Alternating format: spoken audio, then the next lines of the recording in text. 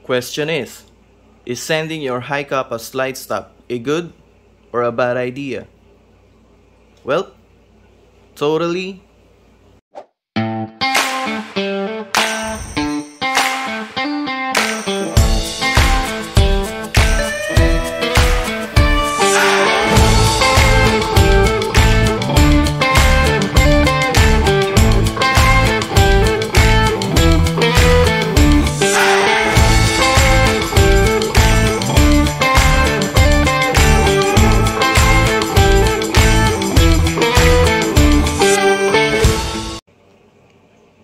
Good day everyone!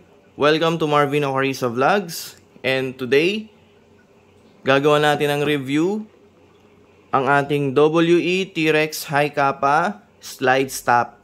Alright? So kung matatandaan nyo guys, no, sa mga previous videos natin, ayan, so ginawa natin siya ng upgrade. So in-upgrade natin yung recoil spring, pinalitan natin siya ng 150%, and then pati na yung hammer spring. And at the same time, nilagyan na rin natin siya ng hammer protection pad para mas safe, 'di ba? Yung etong pag ano ng hammer niya. Okay? So 'yun. Sa next video naman, so nilagyan natin siya ng recoil buffer. 'Di ba? So recoil buffer. And dahil, bakit ko ba siya nilagyan ng recoil buffer? Kasi nga, kapag kahit na may bala pa siya, nag-i-slide lock siya. Okay? Kahit na may bala pa yung WE T-Rex natin, nag-i-slide lock na siya. Which is ayoko. So kaya ginawa natin ng paraan, nilagyan natin siya ng recoil buffer. And eto na yung nangyari guys. So nawala na nga yung problem na yon, yung issue ko na yon. Ang nangyari naman is, hindi na siya naglalak kahit na wala na siyang bala sa magazine. Alright? So ngayon, nanood ako ng mga tutorial videos sa mga ka-airsoft din natin sa YouTube. And dalawang channel or video yung napanood ko. At ang ginawa nilang tawag na ito, way or paraan is lihain.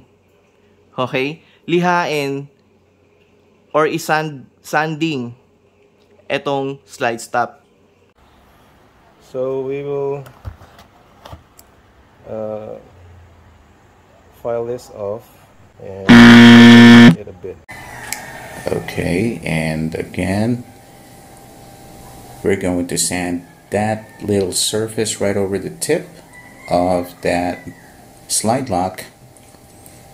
There's a little bit of an imperfection right there. That's what's causing, that can really cause your slide not to lock back in position the way that it should be. It's very common, especially for newly built or brand new. So ginawa ko yun guys. Pero ang problema, kapag bumabaril ako, natatanggal na yung slide stop. So, naging worse yung problem ko.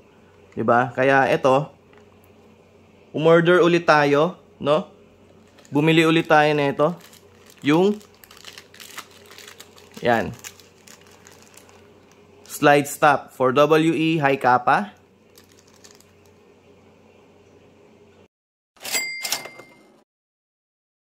Ayan. Napalitan ko na siya guys. So okay na ulit yung baril natin. Ayan. So ito yung niliha ko. Ayan. So niliha ko yan. Kasi yun yung napanood ko sa YouTube eh. 'Di ba?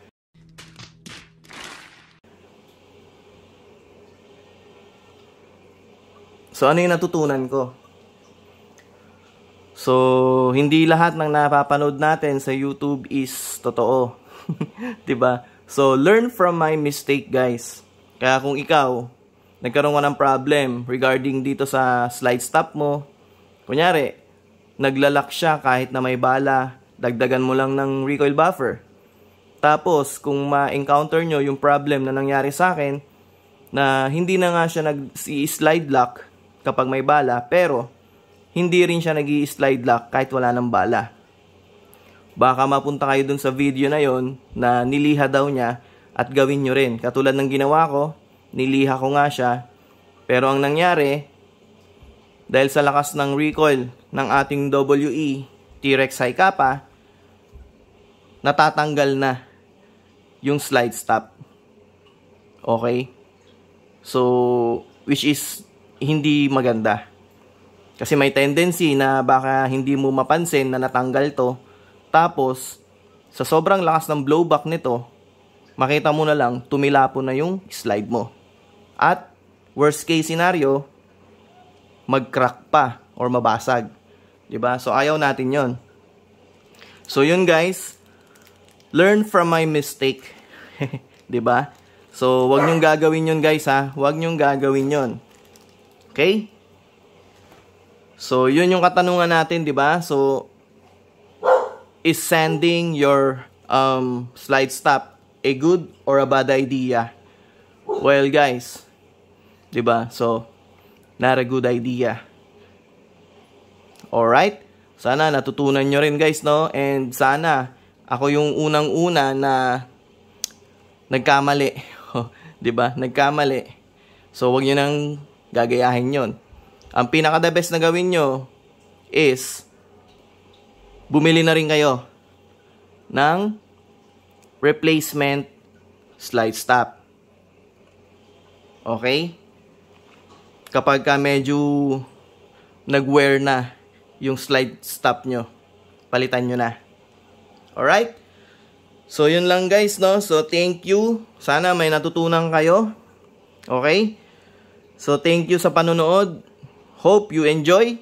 And if you really do enjoy the video, please don't forget to subscribe, like, share, and comment ka na rin dyan. Usap tayo kung may mga katanungan kayo. Diba? Sasagutin ko rin. Okay? So, yun. Have a wonderful day. God bless everyone.